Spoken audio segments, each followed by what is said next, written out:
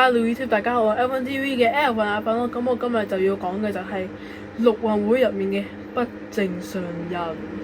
呢啲不正常人喺陸運會入面會做啲乜嘢呢？我哋而家一齊嚟睇下。第一種就係喺陸運會比賽入面瘋狂大嗌，哇！最後嗌到自己把聲都沙埋。哇，好勁啊！喂，加油啊！好勁啊！喂，跑啊！跑！咁你話呢啲叫唔叫做騷擾呢？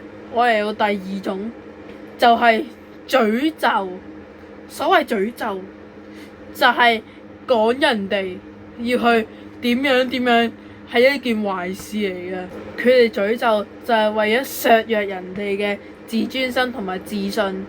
哇！我哋班好勁啊！你哋好渣啊！你哋有冇問題㗎？你哋食稍有不慎，可能爆埋一兩句粗口出嚟添。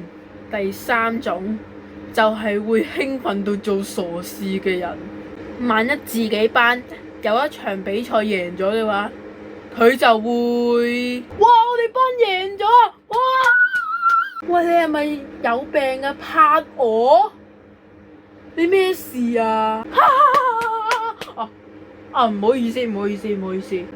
咁你又話啦，呢啲係咪性騷擾呢？最後一種人，如果校方允許俾你帶手機去影下一啲好精美嘅時刻嘅話，佢就會係咁影，好似目中無人咁樣。哇！嗰個人好勁啊！哇！佢好勁啊！哇！我又自己好靚仔喎，影下我自己先。耶！你咁勁啊，不如做 YouTube 啊、IG 啊或者 Facebook 都好啊，賺到好多錢喎！如果你再咁樣落去，咁我今日就同大家講咗4種陸運會入面嘅不正常人，唔知大家最熟悉係邊一種呢？如果大家中意呢條片，就記得 Like、Subscribe、Share 啊！冇錯，我哋下條片再見，拜拜。